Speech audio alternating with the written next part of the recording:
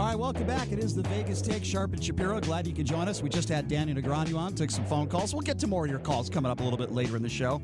Also, a reminder, Gary Lawless will be joining us in hour number 2, TV and radio for the Knights. And Jamison Welsh from Drive Time Sports will be joining us as well. So a loaded show. More guests coming up. Great guest we have on the line with us right now. He does a fantastic job over there at Channel 8. He was at the Vegas Golden Knights game. I can't even imagine what the atmosphere was like out there. Chris Maathius. Chris, I appreciate you taking some time to join us. How are you? Doing good, Brian. Hey, appreciate the honor. Thank you very much for inviting me on your show. You bet. Okay, so before I get your reaction to what transpired in the third period, let's start from scratch.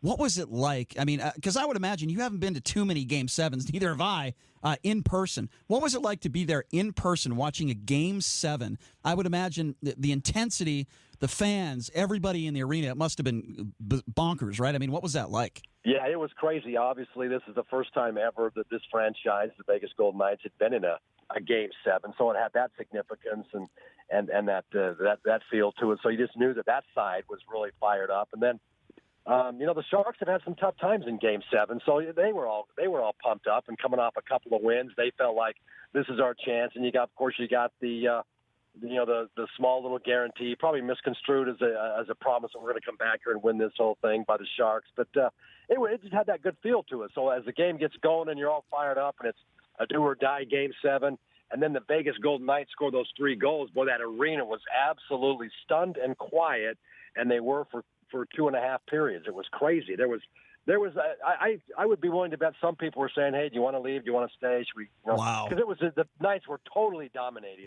the game. I can't even imagine if somebody actually did leave. Oh my God, that's brutal. Okay, so moments before this face-off, right, between Cody Eakin and Pavelski, I would imagine there wasn't one person in the media, one person in the arena that thought at that point that San Jose was in the game and that they were going to come back, correct?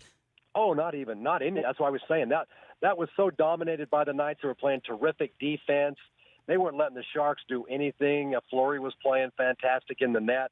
It was one of those games where you're saying, hey, pack your bags, get ready. We're heading off to we're going to play the Avalanche in the second round, and that's kind of what the whole feeling was. I mean, there couldn't have, if I would have polled all those media people that were there and said, "Hey, would you give the Sharks a chance to win this thing?" Nobody would have said, "Yeah, I do." Yeah, no, there's no question. Okay, so take me through it. You're in the arena, and we've all seen the replays, but you're watching it live. What did you see? What was the reaction from the crowd, people in the media? Take me through it.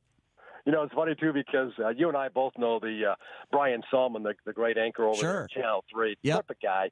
We were talking, and the Vegas Golden Knights were up 3-0, and we were just kind of chatting back and forth. And I said, "Boy, I wish it was 5-0 because a 3-goal lead doesn't seem like enough." Because remember when they scored those 3 goals in 2 minutes a couple of games ago? So we're talking about that, and then suddenly, boom.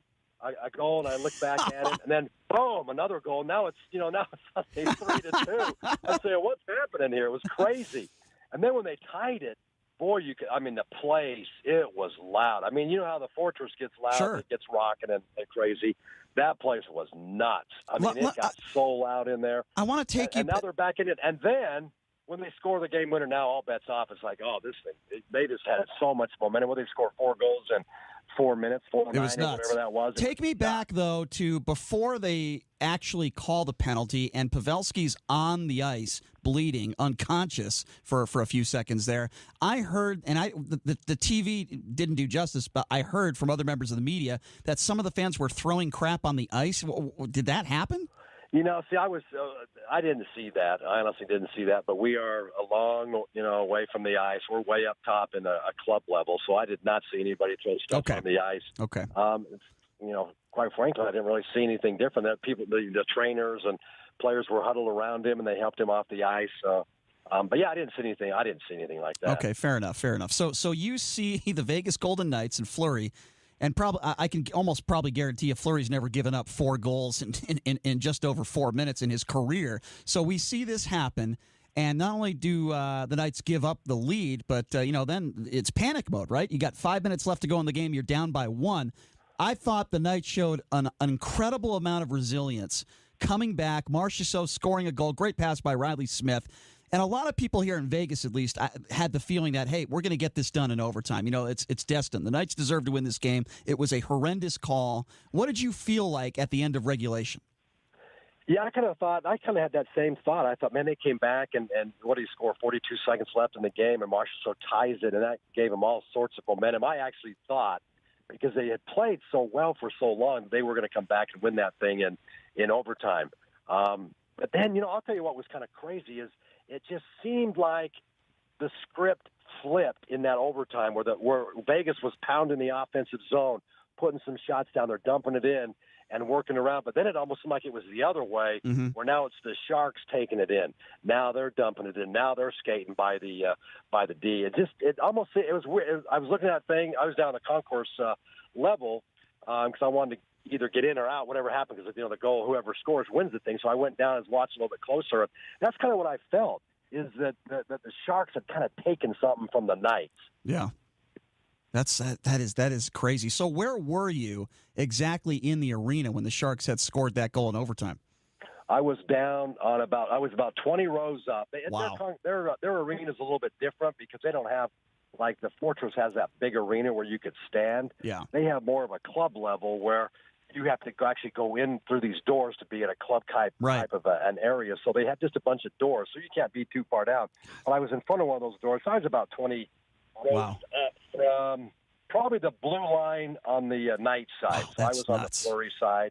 Or, excuse me, on the Sharks side, thinking they're going to score one right in front of me. But, that's crazy. Didn't happen. No, if you're just joining us, Chris Maathius from Channel 8 out there covering the Vegas Golden Knights in San Jose. He was there. You just heard it, 20 rows up from where it all went down last night in overtime. Okay, Chris, so what was it like for you to walk into the locker room after that game knowing what had just transpired? I mean, that is a tough locker room to walk into, and I know you were right in front of there with Marchessault. They played that audio on SportsCenter over and over and over again.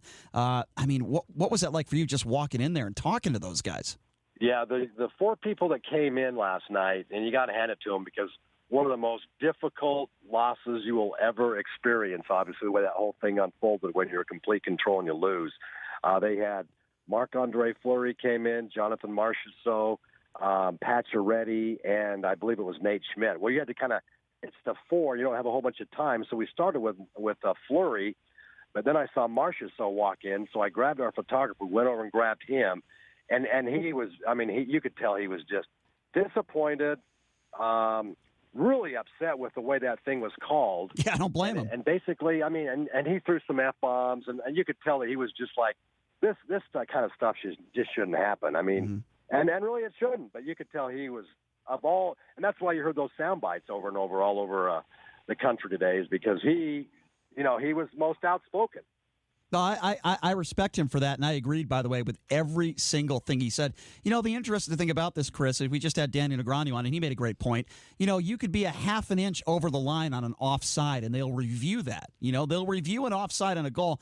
Why is it that you can't review something like this and you force the refs to guess on something like this in a Game 7? It makes no sense. It makes no sense, and they got to change that, I think. So every other sport has the replay. End of a basketball game, final 2 minutes, you can look at all this stuff. Did he actually touch the ball or not? Did he go out of bounds? Like you were saying, all these other sports have the instant replay. Why doesn't the NHL, in critical moments and situations like that, look at it a few times, get the referees together, huddle them around, let's look at this. Nope, it wasn't intent. There was no intent to harm or injure, so it's going to be a 2-minute penalty. Right. God, just what's kind of interesting, Brian? You go back, that series was so crazy. You go back to Game 2. Remember Game 2 when Logan Couture, everybody thought he had scored that goal, and it was goalie interference. Yes. They take that off, and then Pacioretty came right back and scored. The Knights going to win that game. I was thinking right then, boy, you changed that, and that whole series could have been different. It did go absolutely. There were a lot of little moments in that series. There was the Game 6 in Vegas, the double. You're short. Who would have ever in a million years guessed shorthanded? Double overtime, everybody's tired, and they score a shorthanded goal. It's crazy. The ending of Game 6 was nuts. We were all there for that, but I think you would agree, we all will agree, we can pick apart this series any way you want to. You could say, well, the Knights were up 3-1, they had a chance to win the game, blah, blah, blah, blah, blah. But the bottom line is, Chris, and I know you're going to agree with me on this one, if the ref doesn't blow that call, the Knights win last night, okay, and they move on. Win. Yeah. Not only did the Knights, worst case scenario, they lose 3-1. They were in total control. Right. Anybody who watched the game knows that. Anybody who watched the game knows that the Knights were in total control of that game, dominating. Defense was terrific. They weren't letting the Sharks do hardly anything. And there were, 10 minutes to go in the game? They were. Yeah. It's a shame that the referees actually blew that call. It changed everything. Put it this way: the San Jose Sharks, if you're an in-game wager, the in-game was, I think, 40-1 on the San Jose winning that game when they were down 3-0. So what does that tell you? I mean, it's just absolutely insane. Chris, I appreciate your perspective, my man. You do such a fantastic job at Channel 8. We'd love to have you on again soon, and I appreciate you taking some time to join us, my man. Thank you. Well, thank you, Brian. Appreciate it. Sure. Thank you. There you go. Chris Maathius from Channel 8 joining us. He really does a fantastic. He's one of my favorite guys in this town. And you know, JD, some members of the media in this town I don't get along with. You know that. That is not true. Chris is one of the best. Everybody loves you, and you love everybody. That's definitely not true. Chris Maathius is one of the best. He is so good at what he does. We have Ron Futrell on all the time. And, you know, and by the way, Brian Salmon does a fantastic job for 13 as well. Why don't we take some calls? Why don't we take some more calls? 257. Yeah, Chris did great. He's very knowledgeable, and he explains himself really well. Yeah, and I loved his perspective, too. That's so cool that he went down 20th row to watch overtime. God, I wish I was there. I'm jealous. 257-5396 the number to call. Again, 257-5396. Reaction from Vegas Golden Knights last night. Coming up, by the way, in a few minutes, we're going to be speaking with Mr. Lawless. Gary Lawless will be joining us at the top of the hour. Bill, thanks for calling into the Vegas Take. What's on your mind? Yeah, gentlemen, you know what I would do so this doesn't turn into like the tuck play that hurt the Raiders and the Marshawn Lynch in the Super Bowl where they screwed that up. Yep. I would have a bonfire, controlled bonfire, right there where they have the concerts outside of the stadium, and I would bury everything. Any kind of photographs or newspaper giant, and have all the fans there and just bury it. Or take it out in the desert and you bury it all. So you use that as a setup next year. I like it. Instead of going over spilled milk. Bill, I like it. Let that chance go. I like it. I like that idea, Bill. I do. I'm with you on that one. Yeah, at some point you have to let it go. Totally understandable, Bill. I'm sure you would agree that these guys are going to be angry for a couple days. But I think we go 2-3 weeks out. Maybe you could use it as motivation, but you have to move on. I agree, Bill. Yeah. Or before the season starts next year. Yes, absolutely, Bill. Desert, bury all that junk. Bill, I could not agree with you more, my friend. Thank you for the call. I appreciate it. 257-5396. Go to Brian. Brian, thanks for calling in. What's on your mind, Brian? That's a great idea. I like it. With Bill. I like it. Hey, I just want to say out of the chute here, I've really enjoyed the interviews with Daniel Negreanu. Yeah, he's great. The three of them you've done. They're fantastic. He's a great guy. And extremely intelligent. Extremely. You're not going to find a smarter guy. And as good as a poker player he is, and he's a phenomenal poker player, I think he's just as good as far as his knowledge goes with hockey. Yeah, it's amazing. If ESPN was smart, they would try to get him to analyze some hockey games. Yeah, I mean, he's incredible. I mean, he's a smart guy, and he had the Knights winning in 6. You want to talk about a bad beat, Brian. Oh, my gosh. I mean, he was right on target. I mean, you outshoot a team almost 3-1. You're supposed to win the game. Well, when the headlines of the Mercury News, the paper of choice there in San Jose, says right on the headline, the bad call still can't tarnish the unbelievable comeback. They even admit that's how bad the call was. Of course. I mean, there's not one logical person that would disagree with that and say that the ref made the right call. I think the problem I have, Brian, and I think Danny Negreanu, well, I know Daniel agrees with me, is some members of the media saying, well, they still blew a 3-1 lead in the series and blah, blah, blah, blah. You can't give up 4 goals in 5 minutes. Well, yeah, you're stating the obvious, but the bottom line is we're not even talking about that if the ref gets the call right. You said it right out of the chute of the program. Yeah. To me, it's just like L.A. and the Saints with that bad no call, And Brian Marchessault brought that up after the game. He actually brought that game up, and he compared it to that. I think it's perfectly synonymous with that. And the biggest thing I saw last night as I watched was the momentum change was so drastic. When they score in 8 seconds of that 5-minute period, and then again before the first minute was over, we're in big-time trouble. Yeah, it was a rough beat, and you want to talk about a bad beat, Brian. I'm watching the game with our friend Chris Wynn, who I believe is going to be hosting the show tomorrow, and he had the under. He bet the under in the game. It's like a lock, right? It's 3 goals with like 10 minutes to go, and he was losing his mind. I've been watching hockey since I was a little kid. I've never seen anything like that before in my life. You want to talk about a bad beat, Brian? Imagine all the people that bet on the Knights last night. And like you said, to come back and tie it up and then go into that overtime. And the one thing I saw towards the end of that period was our guys were sucking air. That's a long time to be out on the ice. Yeah, they were gassed. Play in that kind of intense atmosphere. And the other guys had adrenaline, because of that call. Yeah, I agree. Look, I think the overtime was a coin flip. I think it could have gone either way. I certainly think San Jose was gassed too. The bottom line is, Brian, when you're up 3-0 and you dominate the game, it shouldn't have come down to a coin flip in overtime. We all could agree on that one. It's a joke, or an effing joke, what Marcia Saw said. Brian, always good to hear from you, man. Thank you for calling in. I appreciate it. 257, thank you. 257-5396 is the number to call. Again, 257-5396. Go to Fernando. Fernando, thanks for calling in. What do you think about this situation, Fernando? Yeah, hey, guys. Hey, the Knights, they choked on it, okay? I want to hear no excuses about the referee's call, no call, bad call, good call, any of that. They had a 3-1 series lead at home, and they blew it, and they just couldn't close. Fernando, you're just excited that you guessed it would be 5-4, and you were correct. Let's be honest with ourselves. I saw your Twitter post. You said 5-4 Sharks. Fernando, and you were spot on. Fernando, hold on.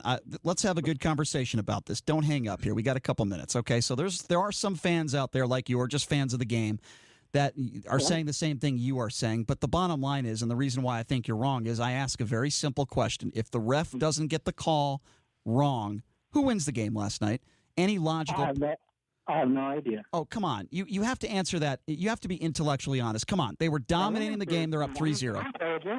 You're telling me that you think San Jose comes back and wins the game when they're down 3-0 with 10 minutes left to go? Come on. Let's be honest here. Who knows? We never know what's going to happen in these games. Okay, let me phrase it another way then. Let me phrase it another way then. If you had money to bet when the Knights were up 3-0, who are you going to bet on? Well, I predicted the Sharks to win the series. So. Well, yeah, but that wasn't my question. I guess I'm trying to get a little honesty out of you, Fernando, but I'm not getting it. I'm not getting it. All right. Well, look, I understand. I understand your point. You don't want to blame the refs, but again, the fact of the matter is the ref blew the call, stole the game. No way. You can't blame that on the series on them. No way. There's no way. If Fleury's so great, how can he even stop the puck? All right. If our defense is so great, how can they stop these guys? I mean, Fernando, I'm not going to disagree with you that the way their lack of penalty killing there in that 5 minutes was really bad, but it was a worse call. Let's put it that way. Nicole, thanks for calling into the Vegas Take. I got about a minute, Nicole. What's on your mind? Hey, I just wanted to call in, pretty much voice what everybody else is saying. I'm not going to say anything different, but I appreciate the chance to vent because I've been wanting to do it all day. Absolutely. I think I agree with everybody else. Like, that call is what I think led to what lost the game for us. And I totally recognize that we gave up 4 goals in the power play, and that's what ultimately lost the game for us. But keep in mind, these guys were fighting for their lives. And what are we? We're 50-some minutes into a 60-minute game. Right. And after you see what happened to Pavelski, I'm sure that mentally weighed on them. And I just got to say that I love our boys. I love that team. Our community loves that team and what they did for our community. So I agree. Regardless of the outcome, I'm still #1 Knights fan. Good. Go Knights go, and I love. I am so glad you called, Nicole, and I'm glad that there are a lot of other fans out there like yourself that are so supportive of this team, and they're going to come back even stronger next year. So, Nicole, I can't wait. Yep. I can't wait to watch it. We're like my family and I. We're ready to go, and I'm really sad the season ends because of how much we really enjoy watching them. But we got them next year. All right, Nicole, I appreciate the call. Good call. Good to hear from you. Okay, so we got to take a break, and when we come back, we'll be joined by Gary Lawless, voice, commentator, TV, radio for the Vegas Golden Knights. Coming up next on the Vegas Take right here on the all-new 101.5 FM, 720 AM KDWN.